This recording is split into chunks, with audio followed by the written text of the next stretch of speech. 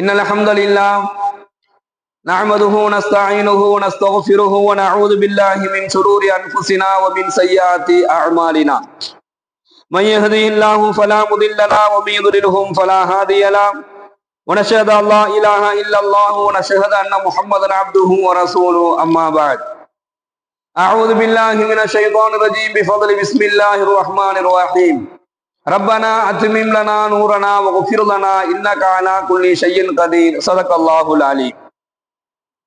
கண்ணியத்திற்குரிய அல்லாஹ்வின் நல்லடியார்களே, சகோதரர்களே, ரப்பனா அத்மிம் லனா நூரனா, எங்கள் இறைவா, எங்களுடைய ஒளியை நீ நிரப்பமாக ஆக்கி வைப்பாயாக. வகஃபிர் லனா, இன்னும் எங்களை மன்னித்து அருள் புரிவாயாக. இன்னக அலா குல்லி ஷைஇன் கதீர், அனைத்து வஸ்துக்களின் மீதும் நீயே ஆற்றல் உடையவன்.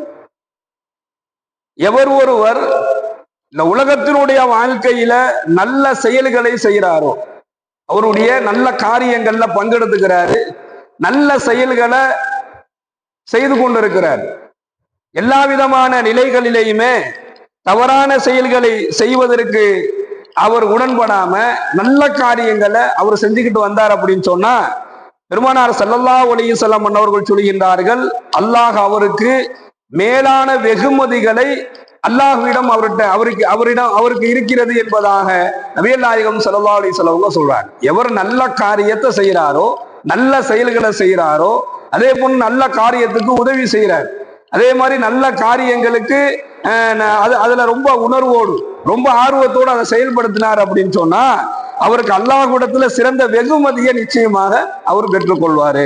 மேலும் சொல்றாங்க, எவர் அல்லாஹ்வினுடைய கட்டளைகளை தன்னால் முடிந்தது எதையெல்லாம் அல்லாஹ் கட்டளையாக சொல்லியிருக்கிறானோ அந்த கட்டளைகளை நிறைவேற்றக்கூடிய எல்லா விதமான வாய்ப்புகள் இருந்தும் அதை சரியான முறையில் அவர் நிறைவேற்றிட்டார். அது மட்டுமல்லாமல் அல்லாஹ் அவருக்கு வழங்கி இருக்கக்கூடிய செல்வங்களிலிருந்து, பொருளாதாரத்திலிருந்து அதை என்ன செய்யறாரு, தாராளமாக இல்லாத ஏழை எளிய மக்களுக்கு நல்ல விஷயங்களுக்காக வேண்டி தாராளமாக அவர் செலவு செய்யறாரு. அப்படின்னு சொன்னா அவர் செய்யக்கூடிய அந்த ஒவ்வொரு செலவீனங்களுக்கு பகரமாக அல்லாஹ் 1க்கு 10 மடங்கு அதை அதிகரித்து தருகிறான் என்பதாக அல்லாஹ் தன்னுடைய திருமறையில பதிவு செய்யறான். நபிகள் நாயகம் ஸல்லல்லாஹு அலைஹி வஸல்லம் அவங்க சொல்லி காண்பிக்கின்றார்கள். இப்போ அல்லாஹ்வினுடைய அந்த அருளை என்ன செஞ்சிட முடியாது, நம்முடைய அறிவை கொண்டு நம்மளால இடம் போட முடியாது. நம்ம நல்லது செஞ்சா அல்லாஹ் எப்படி நமக்கு கொடுப்பான், இல்ல நமக்கு இதுதான் என்கின்ற ஒரு அறிவுபூர்வமாக நம்ம யோசிக்க முடியாது.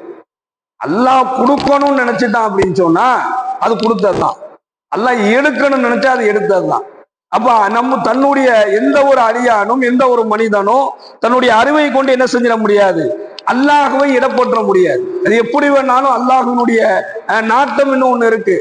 இப்ப யாருக்கு அல்லாஹ் தன்னுடைய வெகுமதியில வழங்குவானா, இந்த உலக வாழ்க்கையில நம்முடைய குடும்பமா இருக்கட்டும், நம்முடைய வியாபார ஸ்தலங்களாக இருக்கட்டும், அல்லது நம்ம பழகக்கூடிய பழக்க வழக்கங்களாக இருக்கட்டும், எதுவாக இருந்தாலும் நல்ல செயல்களை எவர் செய்கிறாரோ, அப்படின்னா என்ன, தீமையான அருவருப்பான காரியங்கள்ல இருந்து விலகி கொள்ள வேண்டும் என்பதை இந்த ஹதீஸின் வாயிலாக சொல்றார்.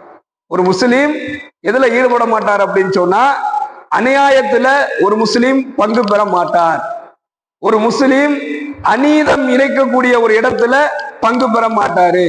ஒரு முஸ்லீம் அருவருப்பான காரியங்களை செய்ய மாட்டாரு. இதெல்லாம் ஒரு முஸ்லீமுக்கு சொல்லக்கூடிய அடையாளம். அப்ப அல்லாஹ்வை ஈமான் கொண்டவர்களாக இருக்கக்கூடிய ஒவ்வொரு அடியார்களும் நல்ல செயல்களின் பக்கம் நம்மை நாம் முன்னிறுத்த வேண்டும். தீமையான செயல்களிலிருந்து நாம விலகிக்கணும். அப்படி விலகிட்டாங்க அப்படின்னு சொன்னா அல்லாஹ் அவனுடைய வெகுமதிகளை, அதாவது அவனுடைய அருளை அல்லாஹ் அந்த அடியானுக்கு வழங்குகிறான் என்பதாக இந்த ஹதீஸின் வாயிலாக நம்ம பார்க்கிறோம். மேலும் அல்லாஹ் தன்னுடைய திருமறையில பதிவு செய்யறான், தரப் பாலிவீன முஸ்ஃபிதீன மிம்மா கஸபு வஹுவ வாகிஉன் பிஹிம். நபியே, நீங்க அவங்கள்ட்ட சொல்லுங்க, அவர்கள் தான் சம்பாதித்த அந்த தீயவைகளின் காரணத்தினால் மறுமை நாளையில அல்லாஹ்வை அஞ்சியவர்களாக அந்த அநியாயக்காரர்களை நீங்கள் பார்ப்பீர்கள், அவர்களுக்கு அப்பொழுது வேதனை நிச்சயமாக நிகழக்கூடியதாக இருக்கும் என்பதாக அல்லாஹ் எச்சரிக்கையான ஒரு செய்தியை சொல்லலாம்.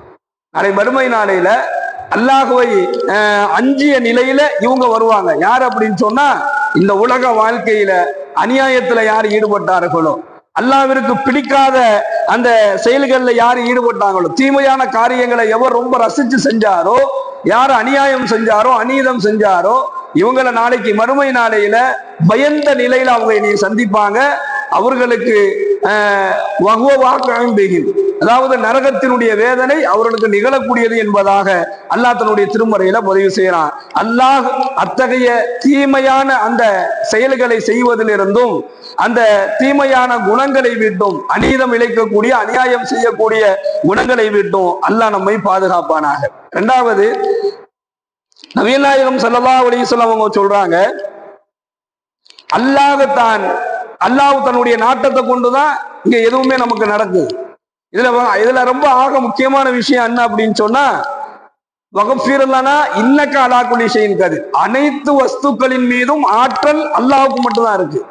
அல்லாஹ் யாருக்கு என்ன நாடுறானோ அது அவருக்கு ரொம்ப இலகுவா கிடைச்சிரும். அல்லாஹ் நாடலனா அவர் எவ்வளவு சிரமப்பட்டாலும் அதுல கிடைக்காது. இதுல அல்லாஹ்வினுடைய நாட்டத்திலேயே ஒவ்வொரு மனிதர்களுக்கும் அல்லாஹ் வழங்கக்கூடிய சிறப்புலேயே ஆக உயர்ந்த சிறப்பு என்ன அப்படின்னு சொன்னா குழந்தை பாக்கியம். இந்த குழந்தை பாக்கியங்கிறது முழுக்க முழுக்க அல்லாஹ்வுடைய கையில இருக்குது. அல்லாஹ்வுடைய தூதர் சொல்றாங்க, அல்லாஹ் தான் விரும்பியதை படைக்கிறான். அவன் நாடியவர்களுக்கு பெண் மக்களையா கொடுப்பான். சில பேரை பார்த்தீங்கன்னா என்ன செய்வாங்க, வெறும் பெண் குழந்தையா பெற்றெடுப்பாங்க. இன்னும் அவன் நாடியவர்களுக்கு ஆண் குழந்தைகளை மட்டுமே கொடுப்பான். அவருக்கு பெண் குழந்தையே இருக்காது.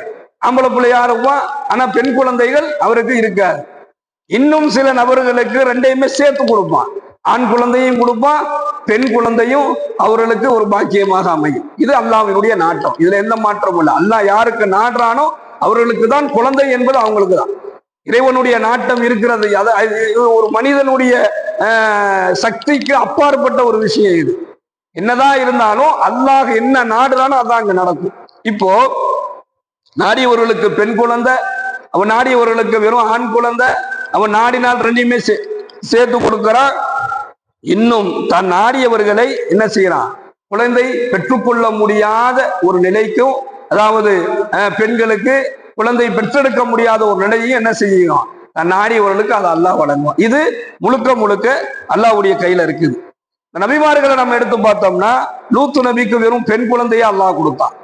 ஹஜ்ரத்னா இப்ராஹிம் நபிக்கு ஆண் குழந்தைகளை அல்லாஹ் கொடுத்தான். ஹஜ்ரத்னா இஸ்மாயில் இசாக் அலைஹிஸ்ஸலாத்து வஸ்ஸலாம் அவர்களுக்கு ஆண் குழந்தை பெண் குழந்தைன்னு சேர்த்து அல்லாஹ் கொடுத்தான். நபிகள் நாயகம் ஸல்லல்லாஹு அலைஹி வஸல்லம் அவர்களுக்கும் ஆண் குழந்தை பெண் குழந்தைய என்ன செஞ்சான், அல்லாஹ் சேர்த்து கொடுத்தான். இப்ப குழந்தைங்கிறது அல்லாஹ்வுடைய கையில இருக்குது. அல்லாஹ் சொல்றான், ஆண் குழந்தைகளையும் பெண் குழந்தைகளையும் கலந்து வளர்க்கக்கூடியவன். ஆண் குழந்தையும் பெண் குழந்தையும் நான் என்ன செய்வேன், கலந்து வழங்குவேன். அதாவது தான் நாடியவரை மலடாகவும் நான் ஆக்குவேன் அப்படின்னு அல்லாஹ் சொல்லுவான். அப்ப அல்லாஹ்விடத்துல குழந்தையினுடைய விஷயத்துல நாம என்ன செய்யணும்? இப்ப குழந்தை இல்லாம இருக்கிறாங்க, குழந்தையை எதிர்பார்த்துக்கிட்டு இருக்கிறாங்க. அந்த குழந்தை வேண்டும் என்று சொல்லக்கூடிய அந்த தம்பதிகள், அது ஆணாக இருக்கட்டும் பெண்ணாக இருக்கட்டும், இவங்க என்ன செய்யணும் அப்படின்னு சொன்னா, நபிகள் நாயகம் ஸல்லல்லாஹு அலைஹி வஸல்லம் அவங்க சொல்லி தராங்க, ஒண்ணு அல்லாஹ்வுடைய நாட்டம், அதை மீறி எதுவுமே நடக்காது. அந்த அல்லாஹ்வுடைய நாட்டத்தை மாற்றக்கூடியது என்ன அப்படின்னு சொன்னா, அல்லாஹ் சொல்றான்ல, இன்னக்க அலா குல்லி ஷைஇன் கதீர். அனைத்து வஸ்துக்களிலும் நானே ஆற்றல் உடையவன் அப்படின்னு அல்லாஹ் சொல்றானே, அந்த ஆற்றலை பயன்படுத்தக்கூடியது நம்முடைய துஆ தான். யாருக்கு இந்த குழந்தை தேவையோ, குழந்தை பாக்கியமே இல்லாம இருக்குது, ஏதோ ஒரு குறையாவே இருக்குது, எந்த பிரச்சனையுமே இல்லை, ஆனா என்ன செய்யல, குழந்தை தங்கல அப்படிங்கக்கூடிய பிரச்சனை இருக்கும். குழந்தை தங்குது, ஆனா அது என்ன செய்யுது, கர்ப்பப்பை வீக்கா இருக்கனால அது என்ன செய்யுது, அந்த குழந்தை வெளியாயிடுது அப்படிங்கிற பிரச்சனை இருக்குது. நல்லா நிக்கிது அப்புறம் போயிடுது அப்படிங்கிற பிரச்சனை இருக்கு. இன்னும் சில பெண்களுக்கு சில ஆண்களுக்கு குழந்தைய தங்குறதே கிடையாது. இன்னும் சில பேருக்கு ஆண் சைடு பிரச்சனை, கணவன் சைடு. இன்னும் சில பெண்களுக்கு அவருடைய கர்ப்பப்பை பிரச்சனைன்னு எவ்வளவோ பிரச்சனைகள் இருக்குது. பெருமானார் ஸல்லல்லாஹு அலைஹி வஸல்லம் அன்னவர்கள் சொல்றாங்க, இந்த எல்லா பிரச்சனைக்கும் ஒரே ஒரு தீர்வு தான். என்ன அப்படின்னு சொன்னா, அத்துஆ தான். துஆவை கொண்டு நீங்கள் அல்லாஹ்விடத்துல கேட்டால் நிச்சயமாக அல்லாஹ் என்ன செய்வான். ஏன்னா குழந்தை என்பது அல்லாஹ்வினுடைய புறத்துல இருக்கு. அவன் நாடுனாதான் அது கிடைக்குமே தவிர, அவன் நாட்டை இல்லாம யாரும் அந்த குழந்தையை என்ன செஞ்சிருக்க முடியாது, பெற்று எடுத்துக்க முடியாது. அப்ப இந்த துஆ தான் அல்லாஹ்விடத்துல கேட்கக்கூடிய அந்த துவா ஒரு பெரும் கொண்ட ஒரு சிறப்பை அவர்களுக்கு ஏற்படுத்தும். குழந்தையை அல்லாஹ் வழங்கக்கூடிய ஒரு நிலை உருவாக்கி தருவது துவா தான். அதனால துவாவை கொண்டு அல்லாஹ்விடத்துல என்ன செய்யுங்க, நீங்க கேளுங்க, அது அல்லாஹ்வுடைய நாட்டம். நிச்சயமாக அல்லாஹ் எவர் ஒருவர் தன்னிடத்துல எந்த அடியான் உண்மையா கையேந்திரானோ, உண்மையாக எந்த அடியான் கையேந்திரானோ அந்த அடியான அல்லாஹ் வெறும் கைகளாக அனுப்புவதில்லை. இது அல்லாஹ்வுடைய நாட்டத்துல கட்டுப்பட்டது. இருந்தாலும் அல்லாஹ்ட்ட கேட்டா இன்னக அலா குல்லி ஷைஇன் கதீர், அல்லாஹ் அனைத்தின் மீதும் ஆற்றலோடு நிச்சயமா கொடுப்பான் என்பதாக இந்த ஹதீஸ் வாயிலா பார்க்கிறோம். எல்லாம் வல்ல இறைவன் குழந்தை இல்லாமல் யாரெல்லாம் தவித்து கொண்டிருக்கிறார்களோ அந்த தம்பதிகளுக்கெல்லாம் அல்லாஹ் சிறந்த குழந்தை பாக்கியத்தை வழங்கி அருள் புரிவானாக. வாயிராவனாவில் அல்ஹம்துலில்லாஹி ரப்பில் ஆலமீன். அஸ்ஸலாமு அலைக்கும் வரஹ்மத்துல்லாஹி வபரகாத்துஹு. சுப்ஹானல்லாஹி வபிஹம்திஹி சுப்ஹானக்கல்லாஹும்ம வபிஹம்திக